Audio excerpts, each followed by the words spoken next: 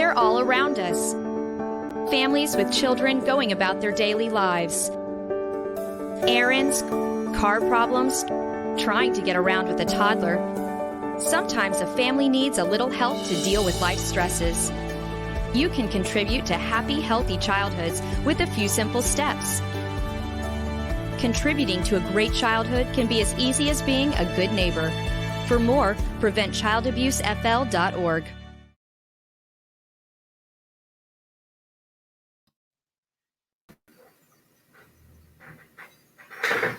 Good morning, everyone. Good morning and welcome. This is Florida's official Child Abuse Prevention Month Kickoff. Welcome. I'm Nydia in Tuda. I am the Training and Fundraising Coordinator with Prevent Child Abuse Florida. And good morning, Chris. Good morning, everyone. It's my privilege to serve as Executive Director of Prevent Child Abuse Florida.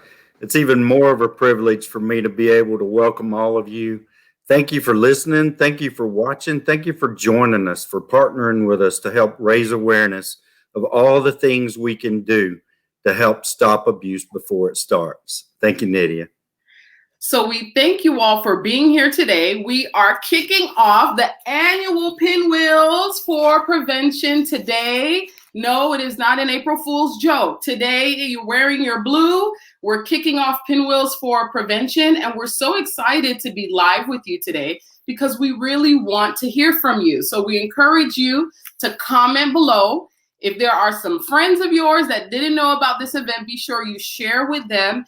And you can also put your questions in the comment section as well. We'll be able to get to some questions towards the end of our show or at the end of the live event today.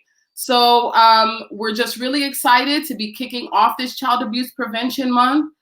I want to talk a little bit, Chris, about why Child Abuse Prevention Month, CAP Month, is so important in the first place. What is it all about? I know we have many partners that are joining us today who are already very familiar, but for those who may not be familiar, what is CAP Month and why is it so important? This is the time of the year in particular where we really increase awareness and really promote the importance of healthy child development, positive parenting practices, as well as community support. Because research shows us that those are the things that help families to be resilient, and these are the things that help families be able to provide a safe and nurturing environment. What about the pinwheel though, Chris? We see the pinwheel everywhere. What is the meaning behind the pinwheel? Yeah, you know, it's one of my favorite things to talk about because, of course, you know, as parents, many of us have heard you pay attention to what you want from your kids, not what you don't want. So we apply that same principle during Child Abuse Prevention Month to be able to focus on the things we want for children, which is really happy, healthy, safe childhoods. But the symbolism of the pinwheel, Nydia, is the thing, you know, I like to talk about because the pinwheel denotes the actions that people can take. It only takes a little bit of wind, a puff of wind, to get that pinwheel spinning, just like it only takes action on behalf of individuals or groups. Everybody can do their part to help prevent child abuse, stop abuse before it starts. So I like to talk about it as it relates to taking action because it definitely see the pinwheel in action, especially when it's as windy as it is on a morning like this. So I love being able to talk about it. Thank you, Nydia, for talking a little bit about what CAP Month means, and I couldn't have said it better. Thank you. Sure. Thanks, Chris.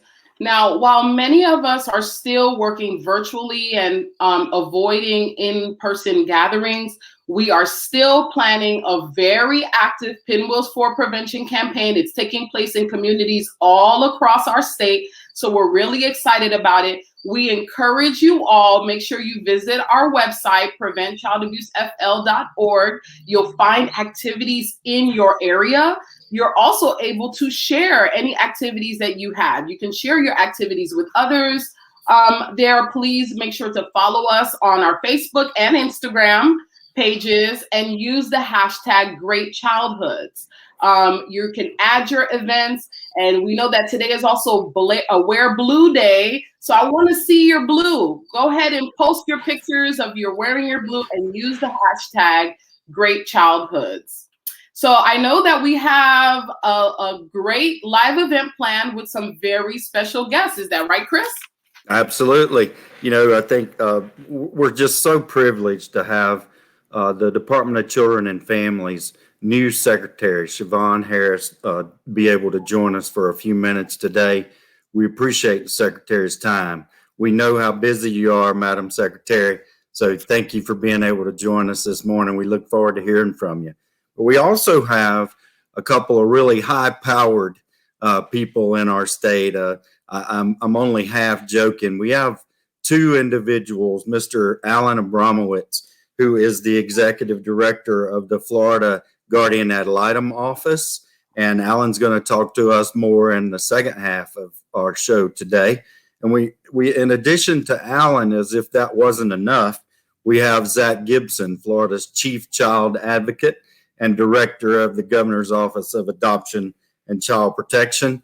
And they'll be joining us a little bit later. So those are some of the folks that we have with us today, Nydia.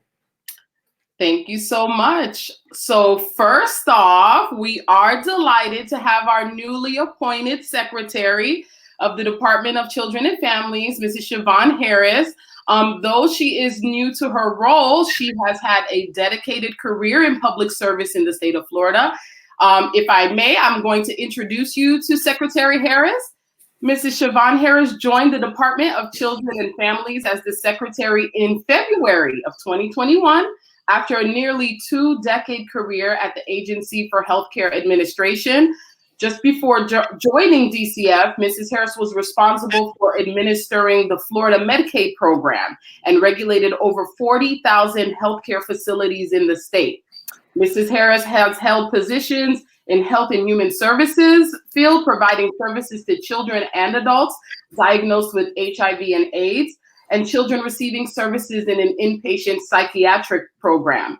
During her tenure at ACA, Mrs. Harris led the development and maintenance of all policies for Medicaid services, including those focused on children with special healthcare needs, Medicaid eligibility, long-term care, and behavioral health. She has overseen implementation of the agency's quality improvement initiatives, with particular focus on perinatal and behavioral health outcomes. Mrs. Harris is an innovator. She most recently has spearheaded the development of the state's Canadian prescription drug importation program, and she has led several major implementation and served as the lead negotiator for multi-billion-dollar contracts under the statewide Medicaid managed care program. This includes contracts with specialty plans that serve the child welfare population, and individuals with serious mental illness. During her time as the acting secretary, Mrs. Harris led ACA's COVID-19 efforts in partnership with other state agencies and essential healthcare providers. A little bit more fun stuff. She received her bachelor's degree in psychology, a master's degree in social work from my alma mater, Florida State University, and a master's degree in business administration from Quinnipiac University. Secretary Harris, we're so happy. We're so honored to have you. Welcome. We appreciate you carving time out from your very busy schedule to join us on this live today. It is so good to virtually meet you. Thank you for being here. And I know that for a lot of our audience watching, it will also be their first time meeting you as our new Secretary of DCF. Welcome. Thank you so much. I'm so excited to be joining you this morning and to be kicking off this very important month. And so looking forward to today's events. I want to make sure that that we give you the opportunity to share with us and our audience about your vision for the well-being of children, of Florida's children. So thank you for that. So I think it goes without saying that children deserve to be raised in a loving and safe environment, right? Child abuse occurs often because of confluence of factors, which can be poverty, substance abuse, And I think it's incumbent upon us to try to step in early in those instances and try to work from a prevention perspective.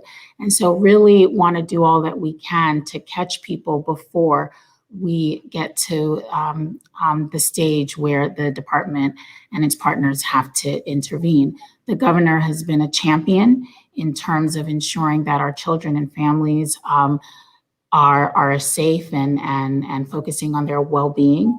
And so we want to do all that we can. And there are services and strategies that the department has been deploying over the last year or so that I want to enhance upon and continue to grow for the betterment of our children and families. Awesome. Thank you. Chris, did you have any questions for the secretary? I did. Secretary Harris, thank you so much for joining us. We really appreciate you, and we look forward to meeting you in real life, as the kids say. But I know there's a lot of great initiatives that have been carried on, and you mentioned some of the things that the governor's done. I know he and the First Lady both have a lot of interest in helping us meet the goals of our programs, But I want to give you a chance to talk about one of them specifically. Can you tell us a little about the My Florida, My Family platform?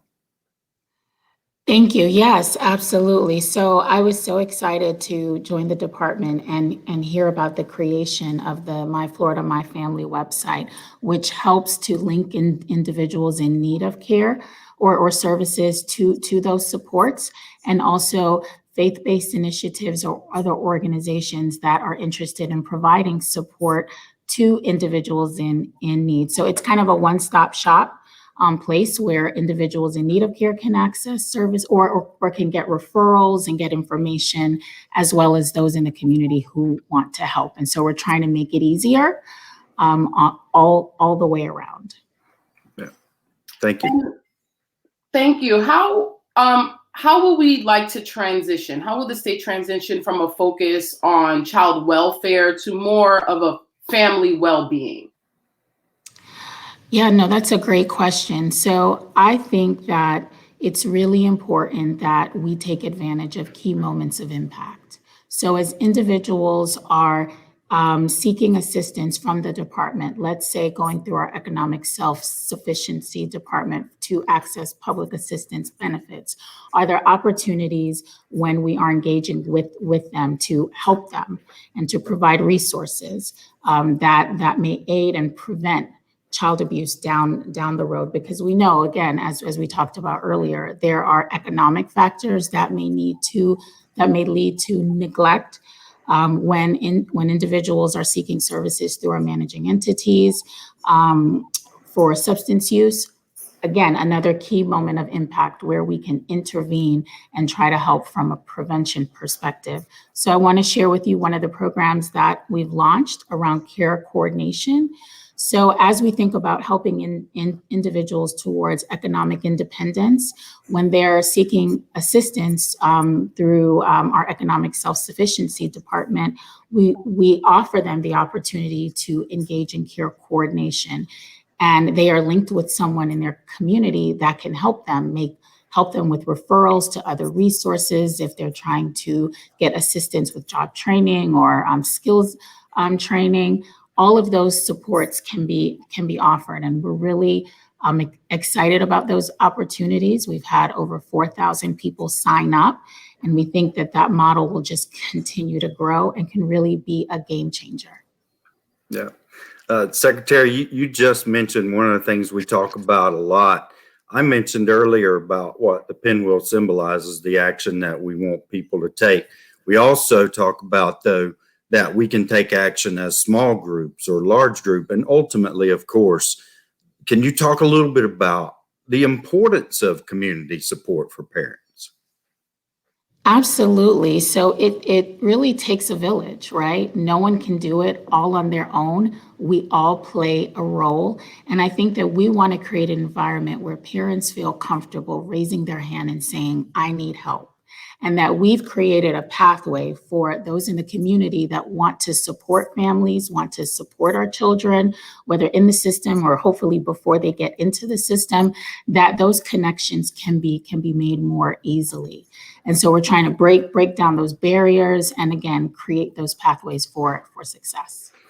Well, we're going to look forward to talking to you more about this throughout the month, throughout the next several months and years. One of the things I just wanted to briefly comment on is that we talk about all the time about how we can support each other. And you mentioned that. I know as a parent, without support, it would have been extremely difficult.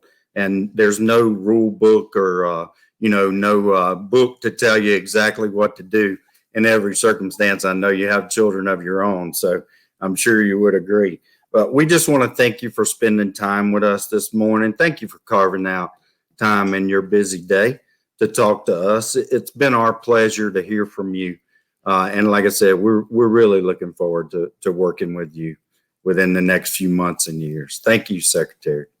Thank you. It's been my honor and my pleasure. And like you said earlier, Chris, I look forward to meeting you and Nydia face to face, hopefully soon in the community so that we can begin the great work.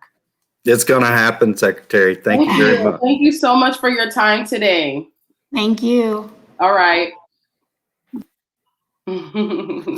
How great was that, Chris? That was awesome. We're so glad to have the Secretary be able to join us.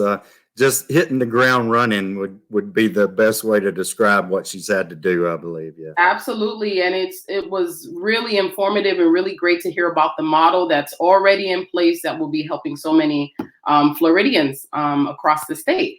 Well, as exciting as it was to have our newly appointed secretary, we have more guests that will be joining us today. So let's welcome them to the kickoff.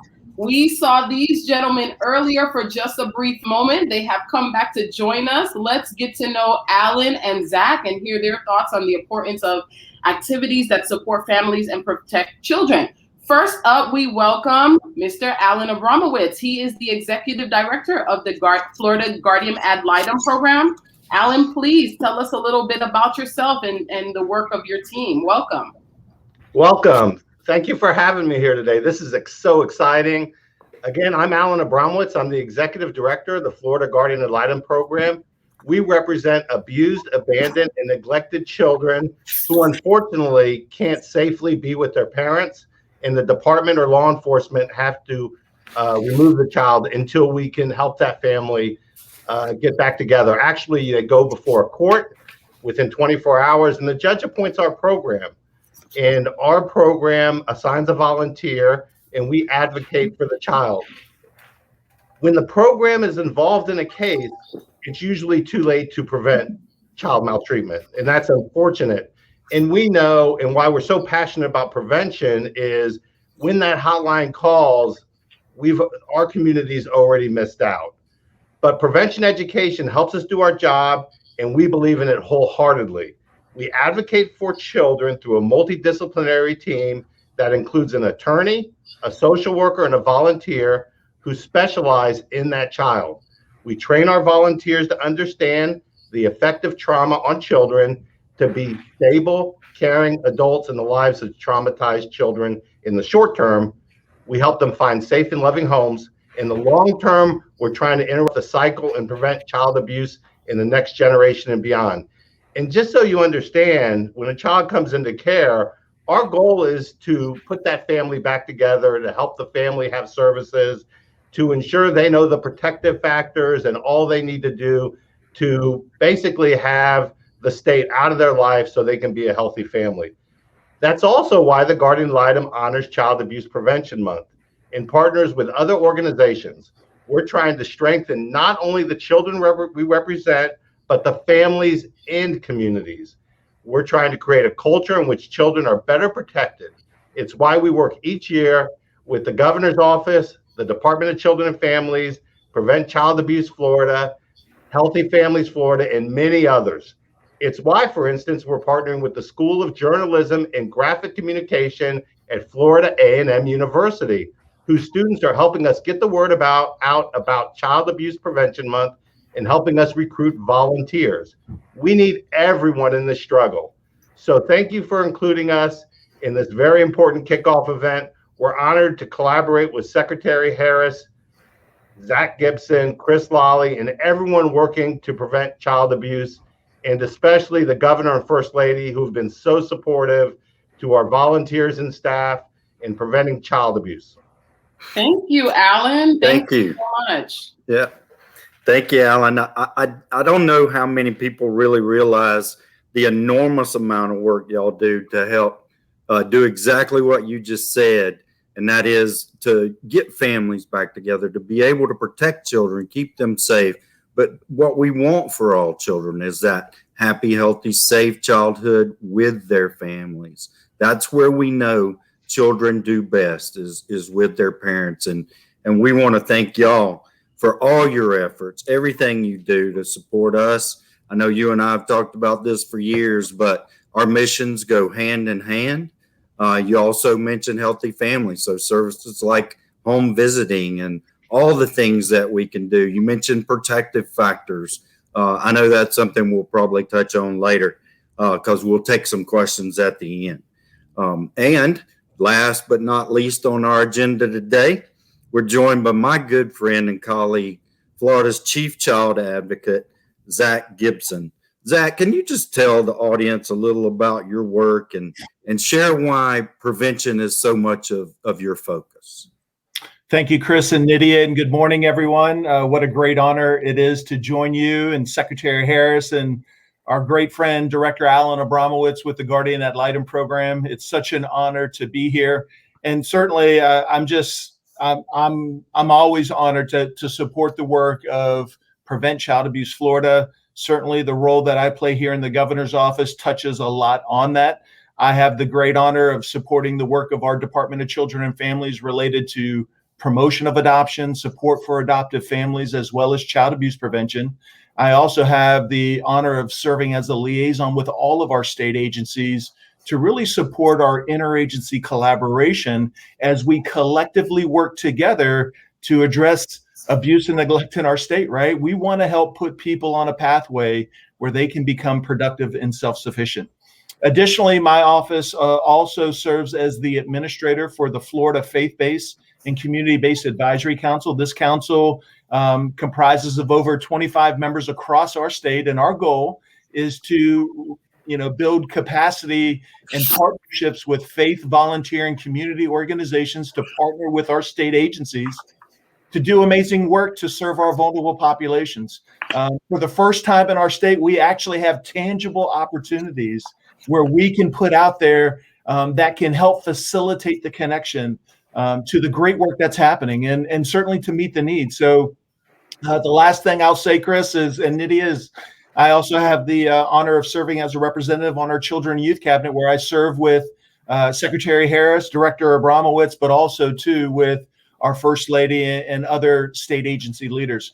Getting to your point about prevention, prevention has always been a focus in our state. And I think what's exciting now is that we have a leadership through the governor and First Lady who are also on board with that. We've got certainly some federal legislation that many folks may be aware of that our Department of Children and Families is implementing through the Families First Prevention Services Act. And then we also have initiatives through our other agencies that are all focused on safety, health, safety, and well-being of children. So there's a lot of great things happen. I think one of the most important things as we look at our work in prevention is, again, how do we offer education, training, and connection, right? Whether it be to our professionals or whether it be to families and children across our state, we want to provide those opportunities to give them the best options to be able to reach their full potential. But more importantly, again, be on a pathway where they can successfully transition to adulthood and be productive and self-sufficient. So thank you guys so much for having me. Yeah, thank you, Zack. We appreciate it very much. I wanted to just touch on a couple of things you said to get you to maybe just elaborate a little bit. We've mentioned the First Lady's initiatives, if you want to comment any more on those, or the faith-based initiatives like the Faith and Community group that you alluded to earlier. But really, can you just give us, like, what are some tips for people to be able to get engaged or to engage their faith-based community in their area? Well, thank you, Chris. Let me first start with the First Lady. Early on, she launched her Hope for Healing initiative, really focusing on mental health and substance misuse. It couldn't have come at a better time, right? That all happened before COVID came. And certainly throughout COVID, we know that there are certainly a lot of concerns related to the impacts that social distancing and everything else that has happened through COVID has impacted individuals as well as families. So, that message of hope and healing couldn't come at a better time. Additionally, she's launched an effort to build resilience through the Department of Education. Again, what another great initiative to really focus on an important skill that we all need to have, right? And unfortunately, resilience isn't something we're born with, right? We have to build it over time, and our ability as agencies, as local communities, all of us working together to provide that education, training, and application to what those skills may be to build resilience is so critical. So I wanted to highlight that. I also too want to speak to the leadership of our governor, because actually in the fall of 2019, just before the COVID pandemic, he launched the Governor's Faith and Community-Based Initiative. And what a great opportunity that was, because the whole focus of that is to help open healthy lines of communication with faith community to really connect with our agencies and partners so that we can improve our services to our vulnerable populations. So you want to get connected? We'd love to get you connected. Certainly the First Lady's initiative, Hope for Healing, hopeforhealingfl.com is the website. For the Faith and Community-Based Initiative, we encourage everyone to visit Faith and Community Florida. It's all spelled out, faithandcommunityflorida.com. That website will tell you more about the governor's initiative, but it also has a survey where we're asking folks to tell us a little bit about themselves, but also of the vulnerable populations they're serving.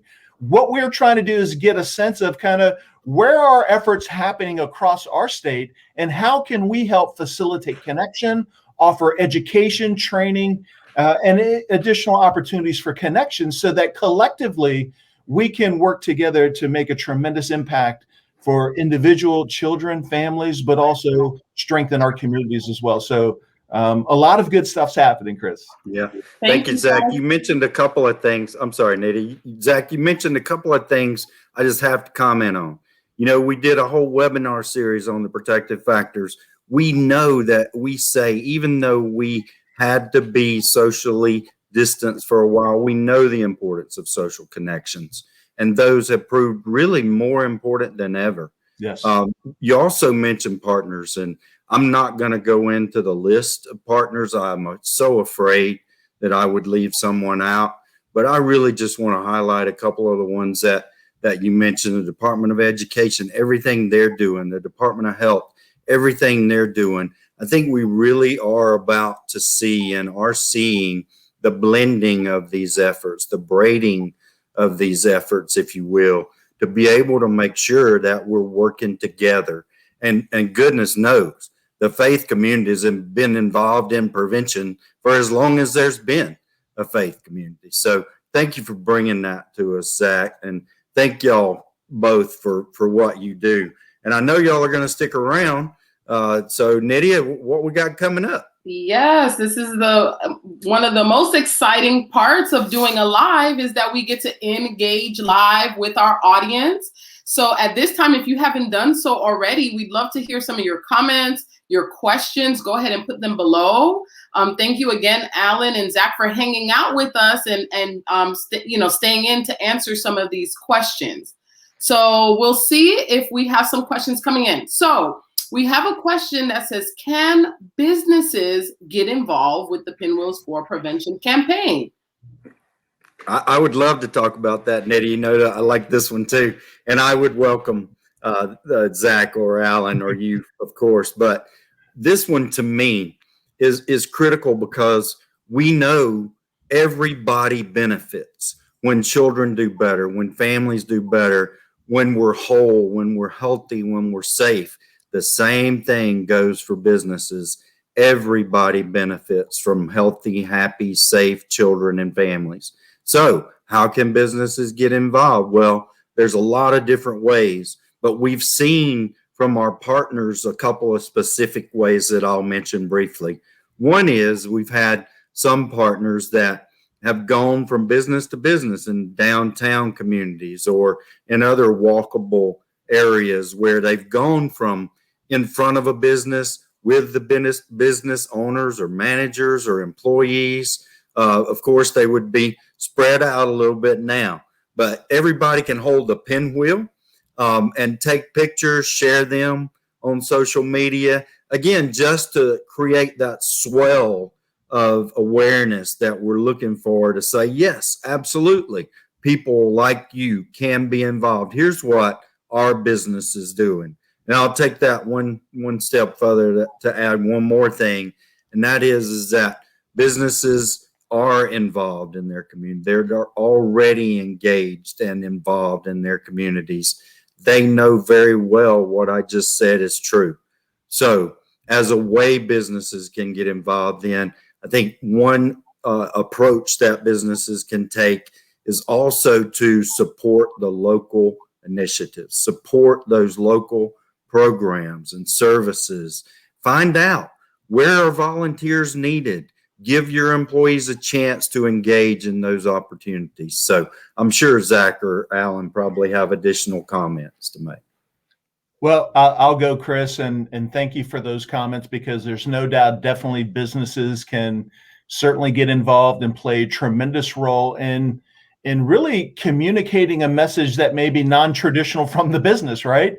And I think to your point, Chris, businesses hopefully recognize that our ability to raise up children and safe, healthy, and to achieve well-being, we know that can translate to them being future customers, right? That's right. That's right. So our investment now in many times just using our voice, using our business front as an opportunity to communicate a positive message that hopefully resonates with people when they see it and can inform their behaviors and actions, is our opportunity to really help support children in their growth and their successful transition to adulthood. So we would love for any business to consider what role they can play. We would love to work with business to help shape a message that conveys what they are trying to achieve as a business and how that aligns to their support for healthy children, healthy and safe children, but also strong families and communities, because that collective approach is what's needed across all of our state. Thank you, Zack. Alan?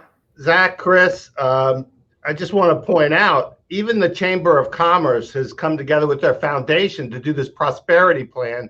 And what they are doing is going around the state to the zip codes where there is high poverty and really engaging. So they're really starting this big plan with businesses. I would also say, if you're a business out there and you have an interest, because there's so many ways to help, you can find a nonprofit to support either by donating or getting involved. A lot of our volunteers are business people. They are interested in an issue, they learn about it, and next thing you know, they want to volunteer and make a difference in the life of a child. But there are so many prevention opportunities in this state. You can find it. And, businesses, if you're running a business, they tend to embrace an issue that's important to them and rally around to make it happen, to make good things happen for families and children in the community. Yeah. And the pinwheel is an excellent symbol to get a conversation started too, about, hey, what are those pinwheels for? Of course, we have signs, but just engaging in that conversation, I think, is helpful as well. Well, and Chris, I'd like to build on what Alan said, because what's not unique to businesses is that businesses have families, right? And if anything, we want to support the business in ensuring their families who are working for them are safe, are healthy, that they have the knowledge and awareness of protective factors. They know where to go, because we want them to be productive for that business, right? So it really goes hand in hand with a collective approach of what we can all do to make a difference. Yep. Well, thank you all so much. And just for kind of driving home the idea that we are all invested in the well-being of happy and healthy children, including businesses. I don't want to forget to point out also that many of our nonprofits and state agencies plant pinwheel gardens to have a visual display of their support, but businesses can absolutely do that as well with yard signs and pinwheels. We have another question, okay? We're gonna keep them going. We have a question from Katrina who says, as a parent, I realize it takes a village. What can parents do? That is the question from Katrina. Thank you so much, Katrina, for that question. Anyone wanna jump in here? Or I should say, who wants to jump in first? You know it's going to be hard to get us to talk, huh, Nydia? I'll go first and give an example. How about today or this week, have dinner as a family? Let's all come together. Let's turn the computers off and TV and have dinner as a family. That is something you can do for your family that they'll appreciate long into the future. Make it a tradition. Yeah, we know that's a simple thing you can do, right, Alan?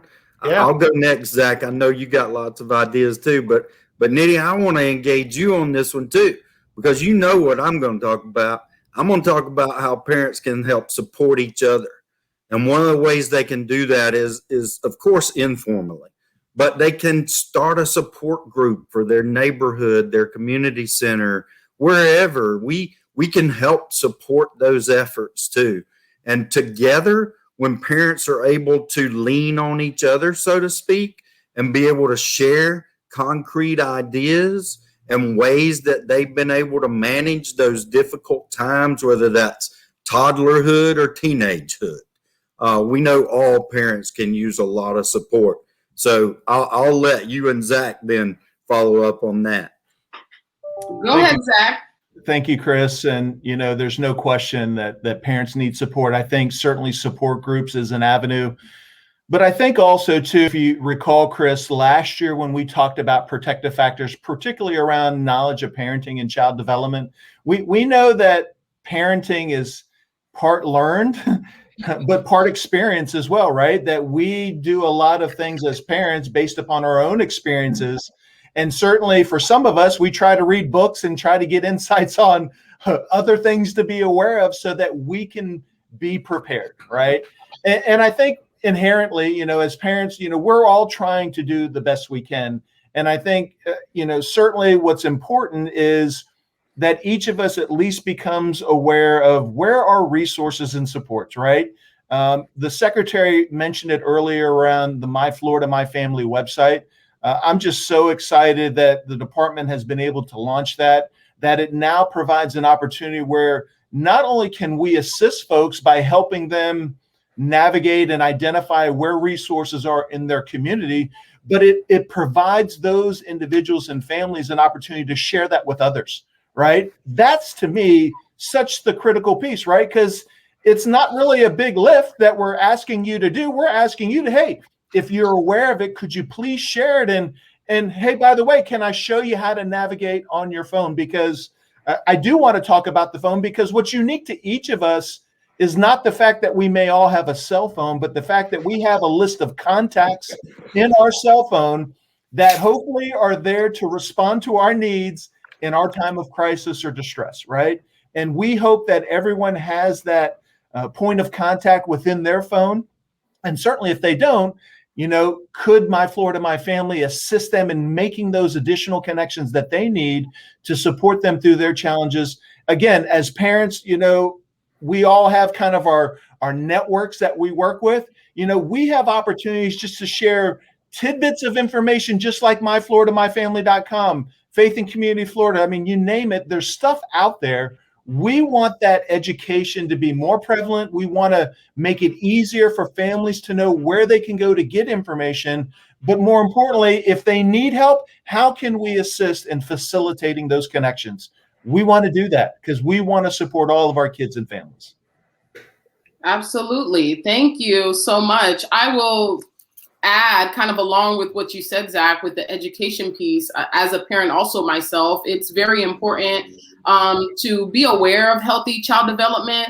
And so on our website, preventchildabusefl.org as well, we have a positive parenting guide that I think is such a useful tool. You can use that, but there any resource, any kind of research-based resource that teaches or reminds you of the stages of child development, so that you know what stages, and you can kind of parent appropriately, or according to their stage, but also to know when to advocate for your child if your child may not be hitting those milestones, and then also to just ask for help.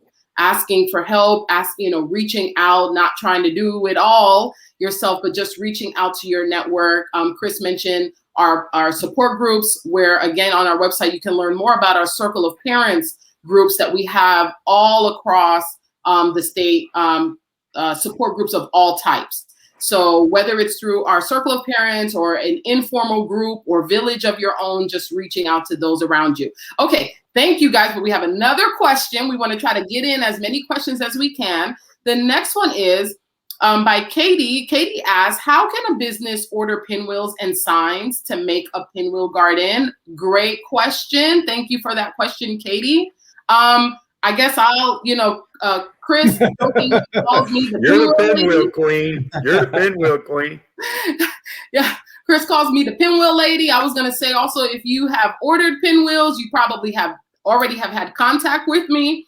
You can go to our website, preventchildabusefl.org, and there is a tab on the left that says order pinwheels and related merchandise. And so you go on there, and it's similar to when you would order anything else online. You put in your information and where you would like it mailed to, and we will mail out your pinwheels to you so that you can display and participate. You can also order your signs from there as well. And there are a few other little trinkets, some other merchandise that you can order as well. Okay, anyone want to add? I'm pausing for you all to Okay, do we have any other questions? Let's see. Okay. Oh, we do have another one. All right. Our next question is, how can families experiencing stressful life situations find programs that can help them? I'll start with one that we mentioned earlier, which was the Circle of Parents. We do have Circle of Parents groups throughout the state of Florida, from all the way from Pensacola down to, we're not in Key West yet, so I'll say down to Miami. There are a variety of Circle of Parents groups that you can join. So I want to remind of that. What are some other resources or programs that are available to families that might be dealing with stressful situations in our state? I would say the first thing you could do is call 211 or go online for 211. It's national. So no matter where you are in the country, every state has it. Florida has a robust 211, and they make referrals. And they will help you. They'll talk to you. They can actually talk through the issue and help you find the right connection to program or organization, or even a hotline that can help you address the issue that you want to discuss. I would add that, I think, when families experience stressful situations, I think many times they're thinking about not only what do I do, but who could I talk to? So who is in their trusted circle that they feel that they can actually go to and be vulnerable in sharing what their challenge may be in order to receive help, right? So I think first and foremost, we have to look within to say, what does that circle look like? And does that family have a support system that they can rely upon? And if they don't, certainly Alan brought up a great point around 211. We do have a great 211 network in our state. Our agencies, many of our agencies have their own resource directories as well. But I would also too, suggest that, our school systems are great avenues for consideration, right?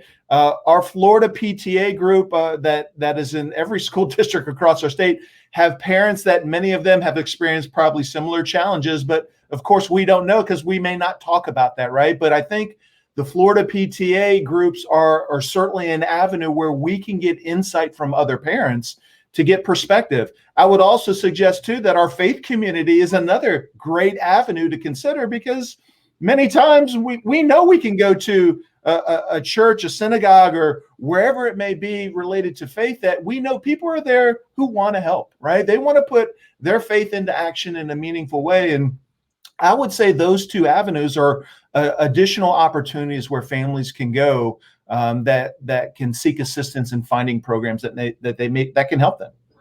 I knew both of them would be able to Cover all really able to address that question well, but I want to combine a couple of these things, because the secretary mentioned and Zack reiterated a moment ago about, and you said, Nydia, destigmatizing the ask.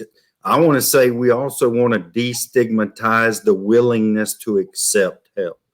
So you can be, as a parent, on both sides of that equation. You can be someone, a mentor, not just a mentor to a child, but a mentor to a family or to a parent as well. So you can be on both sides of that equation. You can help somebody else, and hopefully there's someone, Zack mentioned about your network.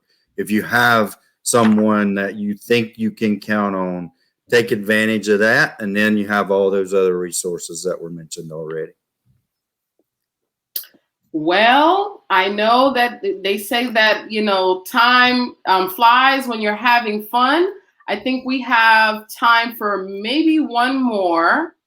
But if not, I think we're going to wrap it up. I had a question for Alan, actually. Alan, I had some people ask me, do I have to be an attorney to be a guardian ad litem? Uh-oh, I think you're on mute, Alan. Isn't that the phrase you said of the year? Great question. I get that question all the time. You do not have to be an attorney to be a guardian ad litem volunteer. In fact, a lot of our volunteers happen to be guardian ad litem attorneys, but we have people from every industry, business, people that have raised children. What you do have to have is a passion to protect and make sure children get permanency. And so we do look for passion. We do background check. We screen them. We train them. And the most important thing when you come to volunteer is you're never alone. I talked earlier about the multidisciplinary team. Well, we have an attorney and a child advocate manager that's board certified in child advocacy that are there with you. So you are not alone. And if you go to guardianadlitem.org, you can find the volunteer training under the I Am for the Child Academy.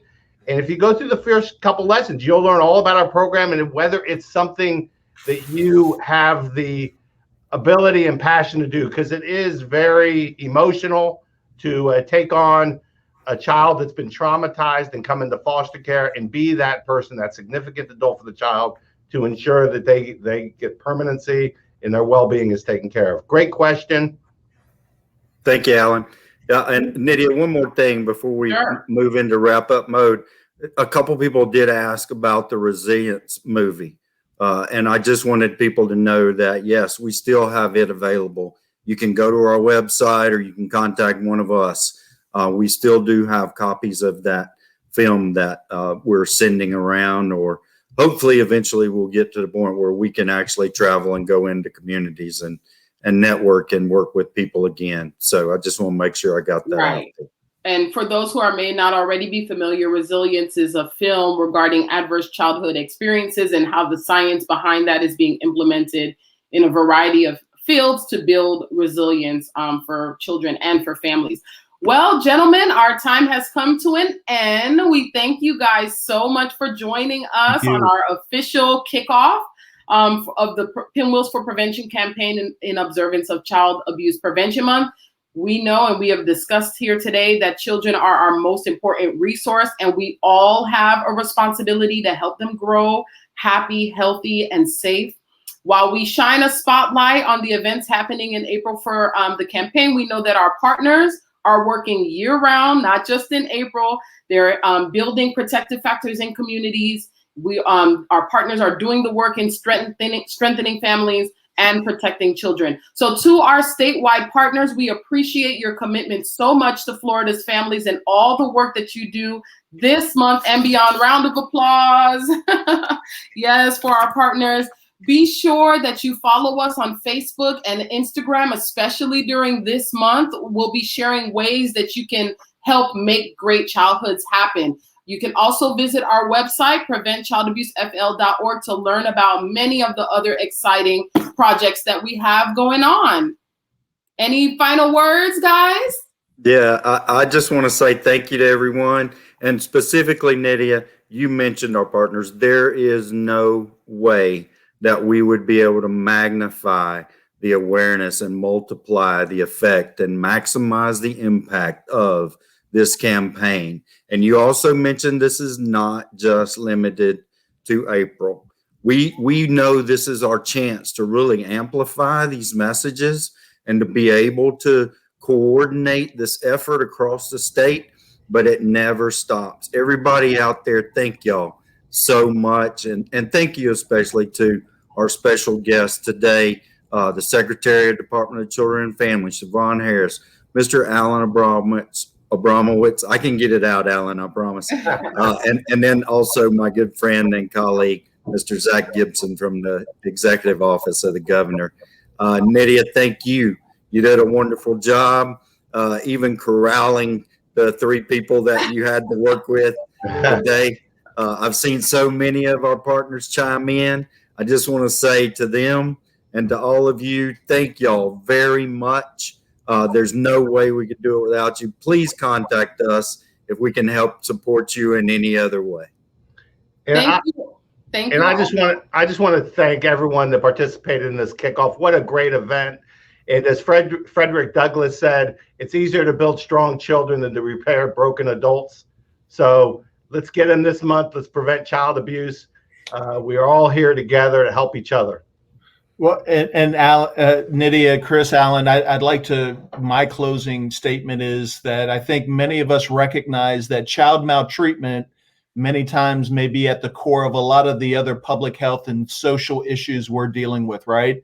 And I think our focus on child abuse and neglect is such a critical piece, because if we can make inroads and really work to strengthen families, we have the opportunity to really start making an impact in some of the other critical public health or social issues that we're dealing with across our state. So we want to challenge everyone to really increase your knowledge, become more aware, and help us collectively build partnerships and efforts that can really strengthen kids and families in our state, because those efforts will make a tremendous difference for the future. And I know we're all looking towards the future. So thank you all so much.